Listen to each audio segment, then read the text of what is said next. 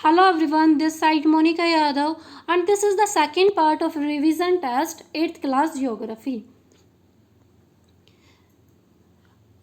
On the basis of their development and use, resources can be classified into two categories. Development के आधार पर और उनके use के आधार पर कि अभी वो रिसोर्सेज यूज़ हो रहे हैं या नहीं हो रहे हैं, उन रिसोर्सेज का डेवलपमेंट हुआ है या नहीं हुआ है, इसके आधार पर रिसोर्सेज को दो कैटेगरी में रखा गया है. वो कौन सी है? ऑप्शन है biotic, abiotic, renewable and non renewable, actual and potential, natural and made. तो वो कौन सा रिसोर्स है? एक्चुअल और पोटेंशियल. जो रिसोर्सेज को हम अभी यूज़ कर रहे हैं तो उनको एक्चुअल रिसोर्सेज बोलते हैं, और जिन रिसोर्सेज को हम यूज़ नहीं करते हैं बट फ्यूचर में उनको यूज़ कर पाएंगे उनको बोलते हैं potential resources. Which one of the following is the principle of sustainable development? Sustainable development का प्रिंसिपल क्या है?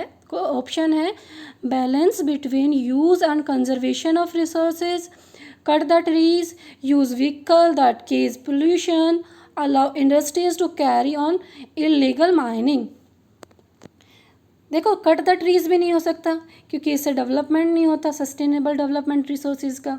और व्हीकल जब पोल्यूशन फैलाएंगे तो भी वो हमारे लिए गलत हो गया. अगर हम इंडस्ट्रीज़ को अलाउ कर दें कि वो इलीगल माइनिंग कर लें, ये भी ठीक नहीं है. तो क्या है? Option A. How do you implement exclusive right over an invention? जब कोई भी एक इन्वेंशन करता है तो उस पर उस व्यक्ति का खुद का अधिकार होता है, वो उसका कुछ भी यूज़ कर सकता है. ऑप्शन ए है by patenting it, by selling it to any company, by selling it to government authorities, not relieve it. तो इसका ऑप्शन है A. Which one of the following is a human made resources? इनमें से कौन सा मनुष्य के द्वारा बनाया गया रिसोर्स है? Medicals to treat cancer, spring water, tropical forest, all of these. देखो, स्प्रिंग वाटर्स भी नेचुरल है, ट्रॉपिकल फॉरेस्ट भी नेचुरल है, तो ऑल ऑफ दीज आएगा नहीं. मनुष्य ने क्या बनाई है? मेडिकल्स बनाई है जिनसे वो ट्रीट करता है कैंसर पेशेंट को. Processed food is an example of. जो हम नेचुरल चीज़ों का यूज़ करके, जैसे सब्जी वगैरह का यूज़ करके खाना बनाते हैं, वो क्या है? कौन सी रिसोर्स का एग्जाम्पल है? Natural resource, man made resource, resources in stock, non renewable resource. तो वो क्या है? Man made, human made resource या man made resource. Uranium found in Ladakh is an example of. जो लद्दाख में यूरेनियम पाया जाता है वो किस चीज़ का एग्जाम्पल है? Potential resource, renewable resource, biotic resource, ubiquitous resource. तो वो एग्जाम्पल है एक पोटेंशियल रिसोर्स का, क्योंकि उस रिसोर्स का हम अभी से यूज़ नहीं कर रहे हैं. Question 17. Tropical forest are an example of. Natural resource, conservative resource, man made resource, non renewable resource. जो ट्रॉपिकल फॉरेस्ट है वो किसका एग्जाम्पल है? वो किसी ने भी ग्रो नहीं किया, वो नेचर के द्वारा खुद ग्रो हुई है, तो वो कौन सा रिसोर्स है? Natural resource. 18th question. Which of this is not an example of sustainable development? Sustainable development का कौन सा एग्जाम्पल नहीं है? Use resources carefully, cut forest, conserve the diversity of earth, let wild animal remain in their natural habitat. Resources का use भी carefully करना चाहिए, उनको कंजर्व भी करना चाहिए, डाइवर्सिटी को भी कंजर्व करना चाहिए, है ना. और जो एनिमल है जो अपने नेचुरल हैबिटेट में रहते हैं उनको वहीं पर रहना देना चाहिए. तो क्या नहीं है? Cut the trees. अगर हम ट्रीज़ को कट करेंगे तो वो एक सस्टेनेबल डेवलपमेंट नहीं है. 19th question. Which of the following is an example of renewable resources? Renewable resources कौन से होते हैं? जो दोबारा अपने आप बन जाते हैं. Solar energy, cutting of trees, diesel usages, killing animals. ये तो बड़ा इजी है, सभी को पता है. सोलर एनर्जी वो अर्थ पे अनलिमिटेड मात्रा में आती रहती है, उसको दोबारा बनाने की हमें ज़रूरत नहीं पड़ती.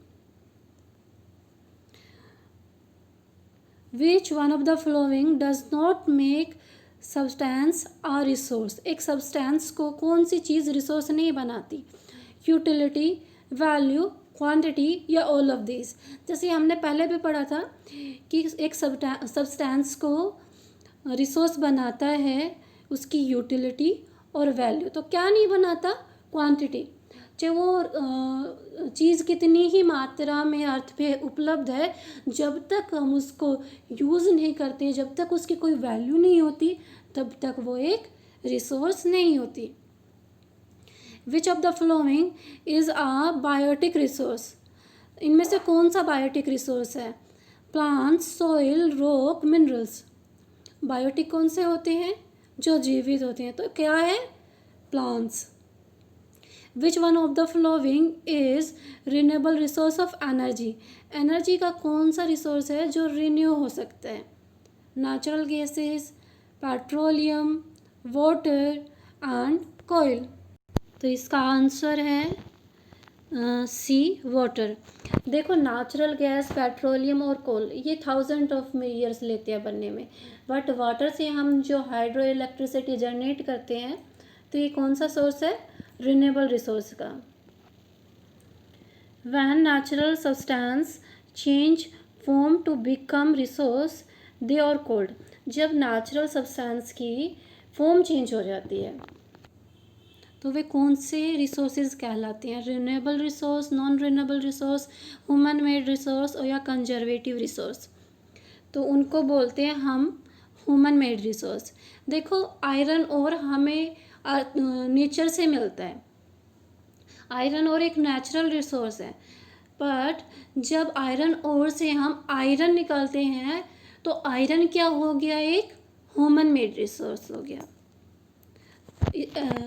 हमने उसकी जो नेचुरल सब्सटेंस थी उसको चेंज कर दिया, तो आयरन क्या बन गया? एक ह्यूमन मेड रिसोर्सेज।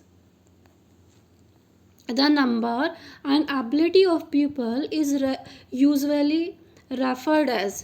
जो लोग बागों की जैसे पॉपुलेशन है कि इतने लोग हमारी अर्थ पे है, या उनकी एबिलिटी, उनकी नॉलेज, उनकी वे ऑफ स्टाइल, उनकी स्किल्स, ये सब एबिलिटी किस में काउंट होती है? ये होता है option A human resource, stock of resource, natural resource और रिन्यूएबल रिसोर्स। जब ह्यूमन की क्वालिटीज़ हैं तो वो कौन सा रिसोर्स है? Human resource. Wind farm are located in Nagercoil in. जो विंड फार्म्स है नागरकोई में लोकेट करते हैं, वो कहाँ पे है? चंडीगढ़, महाराष्ट्र, तमिलनाडु या कोलकाता। तो ये है तमिलनाडु में। Thank you all.